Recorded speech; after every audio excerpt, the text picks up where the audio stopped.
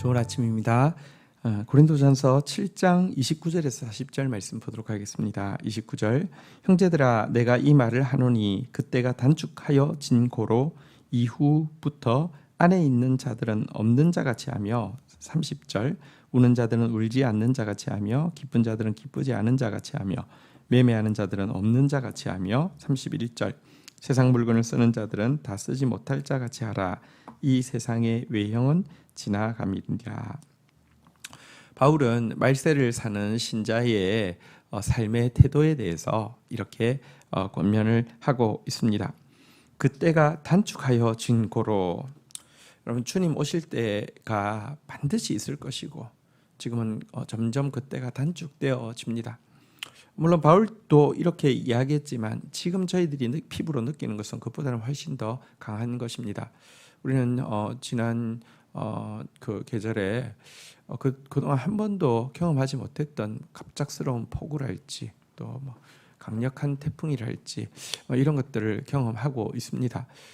전 세계의 기후 이상이 굉장히 심각한 것을 알고 있습니다. 또 전쟁도 또 우리가 그동안 상상도 못했던 이런 팬데믹도 다 경험하고 있습니다. 그냥 이러다가 정말 지구에 종말이 오는 거 아니야? 믿지 않는 사람들도 이야기할 정도입니다. 지구의 종말이 아니라 주님 오실 때가 단축되어져 가는 것입니다. 그리고 주님이 오실 그때에 이 세상은 그대로 그냥 이제 리모델링해서 쓰는 것이 아니라 외형은 지나간다. 한번 이렇게 불로 쓸고는요 완전히 새로워져서 새롭게 새하늘과 새 땅이 이루어질 것에 대해서 이야기하고 있습니다. 이런 마지막 때를 우리가 살아가고 있는데요. 이때 우리가 어떻게 살아야 하느냐? 바울은 이렇게 권면합니다. 결혼한 자는 마치 결혼하지 않은 것처럼 슬픈 자는 혹은 또 기쁜 자는 마치 슬프지 않은 것처럼 혹은 기쁘지 않은 것처럼 물건 파는 사람은 팔 것이 없는 자처럼 물건 구매한 사람은 아무것도 구매하지 않은 것처럼 살라고 이야기를 하고 있습니다. 이 말은 결혼 생활이든지 현실 생활에 무책임하라는 뜻이 아니라 결혼 생활이나 현실 생활에 온통 마음이 빼앗겨 살지 말라고 그것으로 염려하고 그것에 매여서 살지 말라는 교훈입니다. 여러분 우리가 분명히 하나님의 나라를 믿는 신자로서 살아간다 할지라도요 우리의 일상에 들어가면 우리는 나의 배우자, 나의 가족, 나의 감정, 나의 생업, 나의 경제적인 문제 이런 것들에 온통 마음이 빼앗겨 가지고요 그것에 철저히 매어서 살아갑니다. 그러니 결국 주님 나라를 위해서 헌신할 기회는 조금도 만들 수 없고 일상의 삶 가운데서는 주님을 기억조차 못하고 살기가 십상입니다. 그러나 주님의 재림이 가까운 이때까지 이렇게 살고 있는 것은 지혜롭지 못할 뿐만 아니라 그날이 되면 정말 후회할 것입니다. 목사님 이렇게 살지 말라고 좀 이야기해 주지 그러셨어요. 왜 말을 안 했어요? 이렇게 이야기하고 후회할 일이라는 것입니다. 여러분 군인은 항상 전쟁하는 것은 아니지만 항상 전쟁에 나갈 수 있는 준비가 되어 있어야 합니다. 마찬가지로 주님의 재림의 날을 정확하게 알 수 없습니다. 이단처럼 무슨 날을 명기해 가지고 사람들을 막 집중시켜서 인위적인 헌신과 이렇게 막 그걸 통해서 착취하려고 하는 것은 정말 잘못된 일입니다. 그렇지만 주님 나라는 반드시 임할 것이니 우리의 일상생활 가운데서도 흐트러짐 없이 우리의 온 마음이 그리스도의 군사처럼 주님께 가 있을 수 있도록 하는 삶은 반드시 우리가 살아내야 하는 것입니다. 자, 32절입니다. 너희가 염려 없기를 원하노라.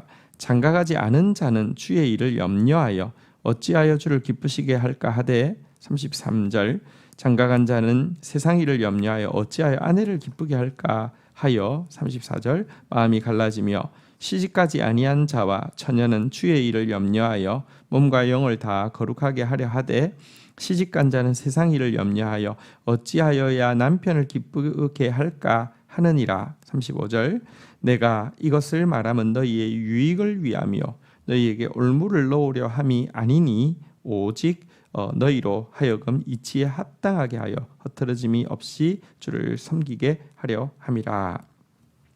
자, 바울은요, 그 염려의 마음 빼앗기면 안 된다. 염려의 마음이 매여 있으면 안 된다. 다시 한번 강조하면서 예를 들어 장가가지 않은 자는 주의 일을 염려할 여력이 있지만 장가간 자는 세상 일밖에 염려할 수 없고 장가가지 아니하는 자는 주님을 어떻게 하면 기쁘시게 할까 염려하지만 장가간 자는 어떻게 하면 아내를 기쁘게 할까 염려하게 된다. 이것은 입장을 바꾸어도 마찬가지죠. 아내 역시 또 마찬가지죠. 이 이야기를 합니다. 근데 이 말이 너희의 유익을 위함이지 올무를 놓으려 함이 아니다라고 이야기하고 있습니다. 그러니까 지금 결혼 딱 준비하고 있는데 이 편지를 받고는 바울이 이렇게 책망하나 보다. 나 결혼하면 안 되는데 지금 결혼하는 거 아니야? 이런 죄책감을 주기 위함은 아니다라고 분명히 이야기하고 있습니다. 어떤 상황이든지 상관없이 결혼한 자는 결혼하지 않은 자처럼 마음가짐을 그렇게 하라는 것입니다. 결혼했음에도 불구하고 어떻게 하면 주님을 기쁘시게 할까? 어떻게 하면 주의 일을 이렇게 잘 감당할 수 있을까? 이런 자세를 가지라는 것입니다. 내가 매일 전쟁하는 것 아니지만 내가 언제 전쟁이라도 나아갈 수 있도록 흐트러뜨림 없는 군인의 출전 준비는 하고 있어야 된다는 이야기를 한 것입니다. 자, 36절 그러므로 만일 누가 자기의 약혼녀에 대한 행동이 합당하지 못한 줄로 생각할 때에 그 약혼녀의 홍기도 지나고 그같이 할 필요가 있거든 원하는 대로 하라. 그것은 죄 짓는 것이 아니니 그들로 결혼하게 하라. 37절 그러나 그가 마음에 정하고 또 부득이한 일이 없고 자기 뜻대로 할 권리가 있어서 그 약혼녀를 그대로 두기로 하여도 잘하는 것이니라. 38절 그러므로 결혼하던 자도 잘하거니와 결혼하지 아니하는 자는 더 잘하는 것이니라. 자, 바울은 조금 더 구체적인 케이스로 약혼을 한 이렇게 약혼 대상자가 있는 경우에 대해서 이야기합니다.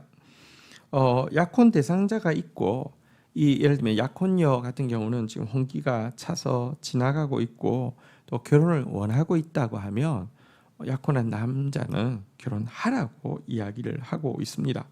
그러나 약혼을 했음에도 불구하고 사실은 부득이한 일도 없고 또 뭐랄까요 아직까지 상대방의 그 마음이 꼭 결혼을 하기를 원하는 상태가 아니라고 하면 제가 생각할 때는 아마도 이제 둘 다 주께 헌신되어 있거나 혹은 이제 과거에 약혼을 했는데 한 사람은 믿음이 있고 한 사람은 믿음이 없는 상황에서 부모에 의해서 약혼이 되었고 그래서 이렇게 신앙이 깊어지면 깊어질수록 서로가 별로 이렇게 구애받지 않고 관심이 없어진 그런 상태일 수도 있잖아요, 그죠? 이런 경우는 또 결혼하지 않아도 잘하는 것이다 이렇게 약혼한 경우에 대해서 이야기를 하고 있습니다.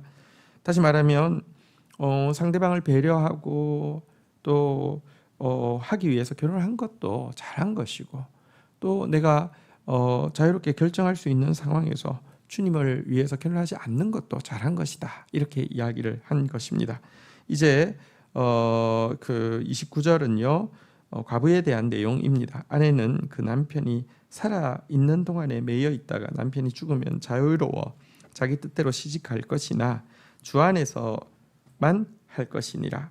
40절 그러나 내 뜻에는 그냥 지내는 것이 더욱 복이 있으리로다. 나도 또한 하나님의 영을 받은 줄로 생각하는도다. 자, 과부의 경우입니다. 만약에 과부가 되었을 경우는 재혼을 할 수 있습니다. 재혼을 하되 한 가지 제약은 반드시 믿는 사람과 하라는 것입니다. 첫 결혼은 예를 들어 자기 뜻대로 할 수 없어서 믿지 않는 사람과 부모에 의해서 맺어졌을 수도 있습니다. 혹은 자기도 과거에는 믿지 않았기 때문에 그 결혼에 대해서 어떤 그 구애도 없었을 수 있습니다. 그러나 지금 이제 믿는 사람이 되었고 이런 상태에서 과부가 되었다고 하면 다시 결혼할 때는 무슨 다른 경제적인 조건이나 이런 것들에 의해서 결혼해서는 안 되고 신앙을 최우선으로 놓아야 한다, 이런 권면이겠죠. 하지만 바울은 또 이렇게 권면합니다.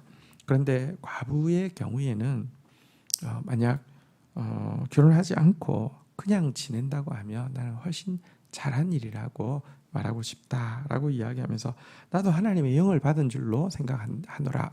바울은 끊임없이 이게 하나님의 명령이다라는 말과 내가 하나님께 받은 감동이다, 이걸 계속 분리하고 있죠. 그냥 하나님께 받은 감동을 마치 무슨 하나님 말씀인 것처럼 떠벌리는 것은 굉장히 위험한 일입니다. 우리가 신앙 용어를 이렇게 함부로 사용해서 그것으로 자기 권위를 세우려고 하는 거, 자기 교만을 이렇게 채우려고 하는 거, 이건 굉장히 위험한 일입니다. 그래서 함부로 신앙 용어를 자기에게 자기 말에 부여하거나 내 말은 이거는 그냥 말이 아니라 하나님 말씀입니다 이러면서 이런 거 굉장히 위험한 것입니다. 나는 하나님의 종입니다. 이것도 굉장히 위험한 것입니다. 자기 권위를 높이기 위해서, 자기 교만을 붙이기 위해서는 하나님의 말씀을 함부로 이렇게 사용해서는 안 됩니다. 바울은 끊임없이 하나님의 명령과 자기의 감동을 구분하고 있습니다. 그러나 과부에 대해서 이것이 하나님의 명령이 아니라 나의 감동에 의한 권면이지만 나도 하나님께 영을 받은 사람으로서 그렇게 하는 것이 더 좋겠습니다 라고 의견을 밝히고 있습니다. 어쨌든 오늘 말씀에서 각각의 상황은 다르지만 우리가 이제 비혼이 점점 늘어나는 시대를 살고 있습니다. 그리고 또 비혼에 합당한 이유가 있기도 하고요. 또 이제 아직까지 결혼을 생각하는 경우도 있을 수 있습니다. 그러나 오늘 이 말씀이 우리에게 각 개인에게 무엇이라고 말씀하시는지를 듣고 또 이 말씀의 권면에 의해서 내가 결정한다고 하면 훨씬 더 기쁘게, 또 훨씬 더 당당하게, 또 훨씬 더 열매 맺으면서 우리의 인생길을 걸어갈 수 있으리라고 생각합니다. 주신 말씀 붙잡고 기도하며 나가도록 하겠습니다. 주님의 재림의 때가 정말 가까움을 느낍니다. 그리고 이 세상 모든 사람들이 점점 더 눈에 보이는 것, 현실적인 것, 이런 것에 집중하고 명품으로, 또 좋은 차로, 또 넓은 아파트로 자신의 정체성을 삼으려고 하지만 이것들이 어느 날 다 불타 없어지고 사라지고 지나갈 것도 저희들이 알고 있습니다. 그럴진데 이것에 마음 빼앗기고 이것에 마음 매이고 이것만을 위해서 염려하는 자로서 살지 않도록 도와주시옵소서. 어떤 형편, 어떤 상황에 있든지 주의 일을 염려하며 주님을 기쁘시게 하는 데 집중된 자 되어질 수 있도록 인도하여 주옵소서. 사랑하는 성도들의 각자의 형편과 상황이 다릅니다. 그러나 그 안에서 더욱 주님 사랑하는 길, 더욱 주님을 위해서 헌신할 수 있는 기회들을 얻는 길을 위하여서 기쁘게 또 감사하면서 지혜롭게 인도함 받는 사랑하는 성도들 되어지도록 축사하여 주옵소서. 예수님의 이름으로 기도 올립니다. 아멘.